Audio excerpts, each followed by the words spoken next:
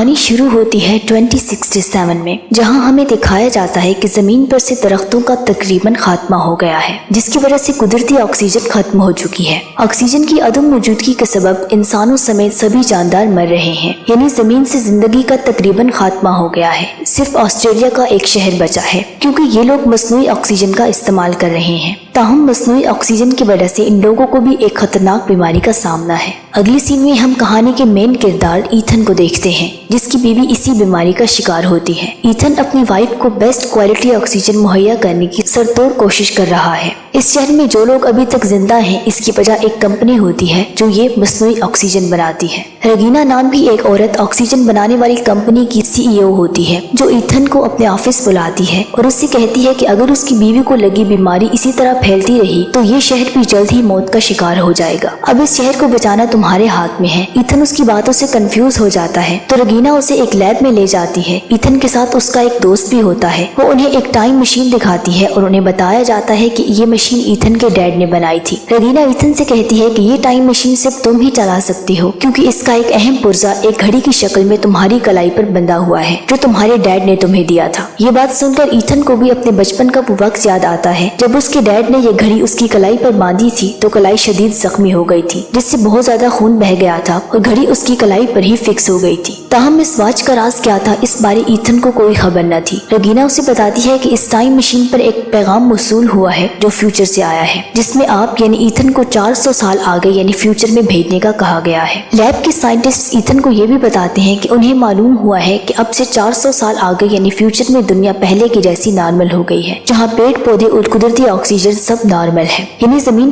फिर से इंसानी जिंदगी के लिए मौजू हो गई है। वो उसे बताते हैं कि आपके डैड के प्लान के मुताबिक आप ही को वहाँ से पेड़ पौधे और ऑक्सीजन कलेक्ट करके एक्सपेरिमेंट के लिए लानी है, यानी आप ये दोनों चीजें फ्यूचर से कलेक्ट करके हमें पास्ट में भेजेंगे, ताकि इनकी मदद से हम दोबारा से यहाँ कुदरती तरीके से जिंदगी नॉर्मलाइज कर सकें। मगर ईथन को लगता है कि शायद ये लोग उसके साथ कोई गेम कर रहे हैं। अगर ये कहानी सच भी हो तो भी ईथन बहरहाल नहीं जाना चाहता, क्योंकि उसकी बीवी बीमार है। ताहम साइंटिस्ट समझते हैं कि अगर ईथन चला जाए और मतलूबा काम कर ले तो जमीन पर जिंदगी वाकई में नॉर्मलाइज की जा सकती है। अगले सीन में ईथन अपने दोस्त जूड के साथ होता है, जो उसे फ्यूचर में जाने के लिए कायल कर रहा होता है। मगर ईथन ये कहकर इनकार कर देता है कि वो अपने डैड की तरह नहीं कर सकता, जो मुझे और मेरी माँ को अकेले छोड़कर चले गए थे। और इसके बाद जब ईथन की माँ की भी वफात हो गई तो जूड ही ईथन का भाई की तरह सहारा बना था। तो जूड ईथन से कहता है कि तुम्हारी वाइफ को जो बीमारी है उसे तो ठीक करने का भी एक यही तरीका है कि आप फ्यूचर में जाओ और वहाँ से पेड़ पौधे लेकर आओ, यहाँ का माहौल ठीक हो, कुदरती ऑक्सीजन बने, जिससे आपकी बीवी भी ठीक हो जाएगी। अगले सीन में ईथन घर जाता है तो सारी स्टोरी वाइफ के साथ शेयर करता है, क्योंकि वैसे तो वो नहीं चाहती कि ईथन उसे अकेला छोड़कर जाए, मगर वो बाकी सभी लोगों का सोचकर कहती है कि उसे जाना चाहिए। रात भर ईथन सोचते गुजारता है। सुबह जाकर रगीना से कहता है कि मैं तैयार हूँ, मगर एक शर्त पर कि जब भी आप लोगों को बीमारी का इलाज मिले सबसे पहले मेरी वाइफ का इलाज करोगे। तो रगीना उसे वादा कर लेती है। अगले सीन में ईथन को फ्यूचर में भेजने की तैयारी हो रही होती है। लैब में ईथन को टाइम मशीन में सवार होने से पहले एक स्पेशल सूट पहनाया जाता है। इसके बाद जब ईथन उनसे आगे के प्लान के बारे पूछता है तो उन लोगों को इस बारे कुछ पता नहीं होता। कोई नहीं जानता था कि फ्यूचर में जाकर ईथन की मुलाकात वहाँ किससे होगी और फिर वो यहाँ वापस कैसे आएगा। उन्हें इस बारे भी कोई अंदाजा न था कि ईथन मतलूबा पेड़ पौधे यहाँ ला भी सकेगा या नहीं। ताहम तैयारी हो जाने के बाद ईथन जाने के लिए तैयार हो जाता है। उसे एक डिवाइस दी जाती है जो उसका राब्ता इस पास्ट की दुनिया से बाहर रखेगी। ईथन को मशीन के अंदर बिठा लेने के बाद टाइम सेट किया जाता है और मशीन को ऑन कर दिया जाता है। मशीन के चलने पर लैब में जबरदस्त धमाका होता है। मशीन में ईथन इंतहाई तेज स्पीड से सफर कर रहा होता है और आसमानों से घूमता हुआ ईथन बिलाखिर एक घने जंगल में जा गिरता है। ताहम बहुत ज्यादा तेज स्पीड की वजह से उसका सूट आग पकड़ लेता है, जिससे वो जल्दी से उतार देता है। इसके बाद हर तरफ नजर दौड़ाता है तो देखता है कि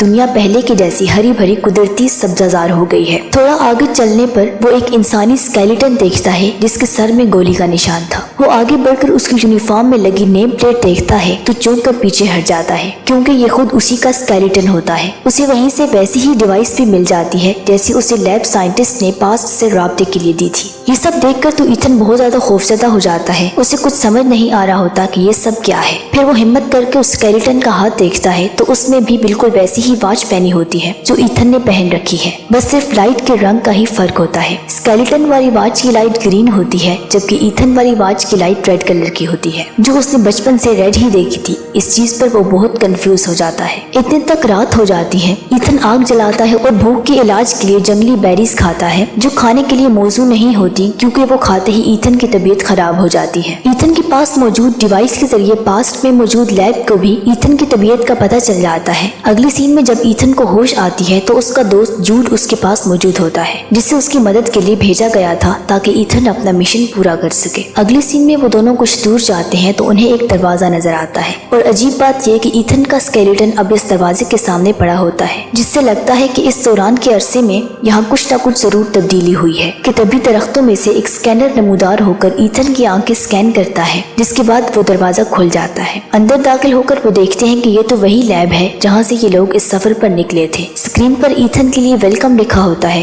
वो दोनों बहुत खुश होते हैं क्योंकि टाइम मशीन भी यही मौजूद होती है, जिसकी मदद से वो पास्ट में वापस भी जा सकते हैं। ताहम वो देखते हैं कि टाइम मशीन पर एक टाइमर चल रहा है, जिसके मुताबिक ये टाइम मशीन रीएक्टिवेट होने के 4 घंटे बाद ही खत्म हो जाएगी। दरअसल इसे डिजाइन ही इस तरह से किया गया था ताकि कोई इसका गलत इस्तेमाल न कर सके। यहाँ पर ईथन एक होलोग्राम ऑन करता है जिसमें उसके डैड ने इस प्रोजेक्ट की तफसीलात बताई होती हैं। अब उन दोनों को जल्द से जल्द पेड़ पौधे कलेक्ट करने होते हैं ताकि बर वक्त यहाँ से वापस जा सके। मगर जब वो ऑक्सीजन सिलेंडर वाली मशीन चेक करते हैं जिसमें उन्हें ऑक्सीजन कलेक्ट करनी होती है तो वो खराब होती है, तो एक नई टेंशन बन जाती है। अब 4 घंटे से भी 7 मिनट कम रह गए होते हैं। इसी टाइम में उन्हें मशीन ठीक करके ऑक्सीजन और पेड़ पौधों के साथ वापस जाना है। वो बाहर निकलते हैं तो सारी शहर की इमारतें सब्जे से ढकी होती हैं, जहाँ बजा इंसानी ढांचे पड़े मिलते हैं, जिससे पता चलता है कि इंसानी आबादी के खात्मे के बाद ये सारा शहर सब्जाजार में बदला है। यानी इंसान की फैलाई तबाही में खुद इंसान भी जब तबाह हो गया तब जाकर कहीं जमीन का माहौल कुदरती हालत पर लौट आया था। ईथन यहाँ अपने घर जाता है जहाँ वो अपनी बीवी का स्केलेटन देखकर बहुत जज्बाती हो जाता है। वो अपने स्केलेटन से मिली फ्यूचर डिवाइस को ऑन करता है तो उसे पता चलता है कि उसका दोस्त जूड ही उसे शूट करेगा। जूड भी वो रिकॉर्डिंग सुन लेता है तो वाकई में उसे शूट करने के लिए पिस्टल निकाल लेता है। ताहम ईथन किसी न किसी तरह उसे शूट ना करने पर कायल कर लेता है। वो बताता है कि वो मरने से पहले ऑक्सीजन वाली मशीन ठीक करना चाहता है। वो दोनों वापस लैब में आ जाते हैं। उनके पास सिर्फ 37 मिनट बाकी होते हैं। ईथन दरवाजे के बाहर पड़े अपने स्केलेटन को देखने जाता है, ये जानने के लिए कि जूड के उसे मारने से रुक जाने पर क्या उसका फ्यूचर तब्दील हुआ है। तो वो देखता है कि अब उसकी वॉच की लाइट भी ग्रीन हो चुकी है। ये देखने के लिए कि अब उसके साथ क्या होने वाला है, वो अपने पास मौजूद डिवाइस की बैटरी निकालकर स्केलेटन वाली डिवाइस में डालकर उसे ऑन करता है, जिसमें उसे वो वीडियो मिलती है जिसमें जूड ने उसे शूट किया होता है। जूड भी ये सब देख लेता है। वो उससे कहता है कि इस झंझट को छोड़ो, अब हमारे पास वक्त बिल्कुल भी नहीं है, ऑक्सीजन मशीन को भी ठीक करने का वक्त नहीं, टाइम मशीन में बैठे वापस जाए। मगर ईथन उसके साथ उलझ पड़ता है और उसे एक कमरे में लॉक कर देता है। फिर ईथन लैब में आता है और अपने डैड का होलोग्राम ऑन करता है। ये उस दिन की रिकॉर्डिंग होती है जिस दिन उसके डैड की वफात हुई थी। इस होलोग्राम से ईथन को पता चलता है कि उसके डैड अपनी टाइम मशीन और बाकी की मशीनों के जरिए मैनकाइंड की बका चाहते थे, मगर रगीना मशीन को अपने मकसद के लिए इस्तेमाल करना चाहती थी। रगीना अपने मकसद में कामयाब ना हो पाई, इसके लिए ईथन के डैड ने टाइम मशीन को ईथन के डीएनए से कनेक्ट कर दिया था। तभी वॉच पहनते वक्त ईथन के बाजू से खून निकला था, मगर रगीना ने फिर भी हार नहीं मानी थी। उसने जूड के साथ साजबाज करके ईथन के वालिदैन को मरवा दिया था ताकि वो आने वाले वक्त में ईथन को अपने मकसद के लिए इस्तेमाल कर सके। ईथन ये सब देखकर बहुत ज्यादा गुस्से हो जाता है कि जिस शख्स को वो अपना बड़ा भाई मानता आया है वही उसके वालिदैन के कत्ल में शामिल था। उसे ये भी पता चल जाता है कि जूड उसे अपने डैड के खिलाफ भड़काता रहा है। अब ईथन टाइम मशीन को तबाह करने का सोचता है ताकि जूड किसी सूरत भी अपने मकसद में कामयाब ना हो सके, मगर ऐन वक्त पर जूड पहुंच जाता है और उसे बताता है कि मुझे रगीना ने कह भेजा है कि जब तुम ऑक्सीजन मशीन ठीक करने लगो तो मैं पीछे से तुम्हें मार डालूं, मगर मैं तुम्हें वाकई अपना भाई समझता हूँ, इसलिए मैं तुम्हें नहीं मार सकता, लेकिन तुम्हें मुझ पर यकीन ही नहीं आता, ये लो अब यकीन कर लो। ये कहकर जूड खुद को ही शूट कर लेता है। ईथन बहरहाल अपने डैड का मिशन पूरा करना चाहता है। वो जल्दी जल्दी ऑक्सीजन मशीन को ठीक करके उसमें कुदरती ऑक्सीजन भरता है और मुख्तलिफ पेड़ पौधों के साथ टाइम मशीन में रखकर पास्ट में भेज देता है। वो अपने डैड के कत्ल और रगीना के सारे कंस्पिरेसी प्लान के सबूत भी साथ भेज देता है, मगर खुद पास्ट में नहीं जाता, जिससे रगीना का सारा मंसूबा फाश हो जाता है और वो गिरफ्तार हो जाती है। ईथन ने अपनी वाइफ के लिए एक फूल भी भेजा होता है। इसके बाद वो फ्यूचर में मौजूद टाइम मशीन को तबाह कर देता है ताकि कोई उसका गलत इस्तेमाल ना कर सके।